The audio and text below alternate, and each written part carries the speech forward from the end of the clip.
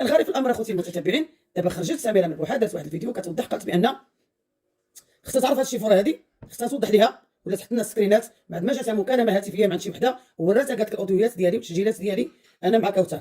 انا تنقول لك بعدا هذه كذبه كذبتيها كذبه كبيره في هذا العواش، كذبه نزلتي عليا وي انا على الشيطان ضربي وقيسي، قولي شي حاجه تكون حقانيه ومنطقيه.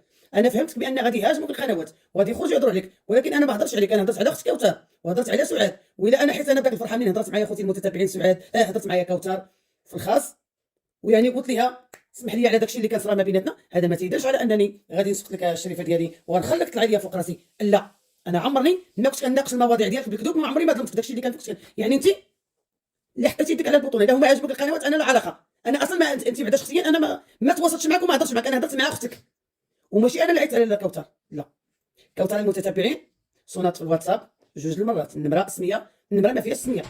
صوت رجاء قلت لها هذه النمره هذه راه ما عيطاش في معاياش، قالت لي ما معايش مسونيه وما معاياش، الله يجازيك بخير. قلت لها ما دوزيها لي نصوني، قالت لي لا ما خصنا صداع يكون شي واحد، قلت لها لا غير صوني. شوف صونيت انا في ذاك النمره ما جاوبتش ياك رجاء.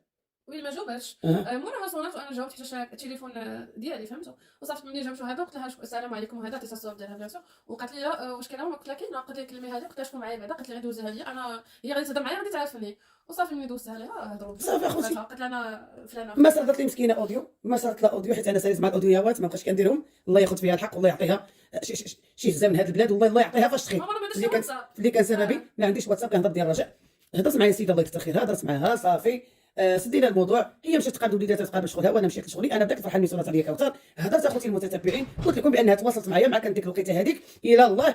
سعاد عدت واحد الفيديو خارجه كتبكي على الشكايات وعلى المشاكل اللي عندها ديال المحاكم، وهذا النقطه الاولى. ثانيا خوتي العزيز، انا ما عنديش اوديوات مع كوثر، ما عندي معها حتى شي حاجه، يمكن انا تسرعت وهضرت على هذا الموضوع، يمكن كوثر يعني حيت بكات فيها وداك الشيء يعني تواصلت معايا مسكينه ويعني قالت هذا الكلام يعني بلا خبر اختها سميره، فهمتوا قصه يعني غادي تكون انا هادشي اللي فهمت. انا مازال ما تواصلتش، انا فاش الفيديو راه حطيت عليك فيديو صورت عليك فيديو، مازال ما تواصلتش انا مع الاخت الكوثر، ما جبتش مع المواضيع ما حتى شي حاجه، هضرت في المشاكل ديالي انا الخاصه.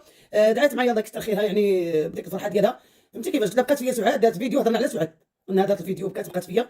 ثاني كلمه قلت لها صيفط لي المراه ندير شي محاوله، قالت لي الاخت كوثر الله يجزيها بخير، قالت لي اختي راه ما كاينش النتيجه، راه ما كيخليوهمش انهم يوصلوا للصلح. هذه كوثر قالت بانني كنت جيت للمغرب ومشيت باش ندير الصلح ما بين البنات وما بين سعاد، ولكن خرجوا قنوات قنبله، مشات كترغب مشات كدير مشات كتفعل، قالت لك شرشموني القنوات وطلقوني، حسبي الله ونعم الوكيل. ولكن ماشي مشكل اختي زين صيفط لك النمره، فعلا صدت لي النمره، ولكن اقسم بالله العظيم ما طليت عليها ما عرفت لك حلاوه ولا حمراء من الاخر، ما عرفت اش كيداير ما بغيتش. علاش؟ حيت سعاد دارت اليوم الفيديو اللي خرجت كتهضر كتقول انها غادي تتابع الشكايات وناخذ حقي وكذا وكذا وكذا، صافي ما عرفتش علاش غندير انا بالنمره، سدات مدام سالات الحفله، ما عندي ما ندير لا بالنمره لا والو. هذه هي الخلاصه الاولى اخوتي المتتبعين، ما تجيش الشريفه ديالي طلعي تقولي بانك الا بغيتي تسامح خصك ديري لايف، انا ما غادي ندير لا لايف ولا جوج، غندير راسك لان كلمه تنقول بحق انا ماشي كذبت عليك، سمعتيني؟ الا حيت انا قلت خصك داك الكلام بغيتي تقبلي ما بغيتيش على خاطرك، ولكن واسع النظر، ولا كانوا القنوات ترسموك انا ماشي ذنبي. ثالثا انا ما هضرتش معاك، انا هضرت مع الاخت ديالك رابعا، اختك ماشي اختك هضرتك، اختك هذاك القلب ديالها الطيب الزوين الابيض، حيت شافني خرجت من ديك البلاصه اللي كنت فيها داكشي علاش عيطات لي. الموضوع ساهل وبسيط ما فيه حتى شي حاجه، انا كتقول عيطات لك السيده وصردات الاوديوات، غتحداك حتى الاوديوات اللي عندك، غتحداك حتى الاوديوات اللي انا عندي شي اوديو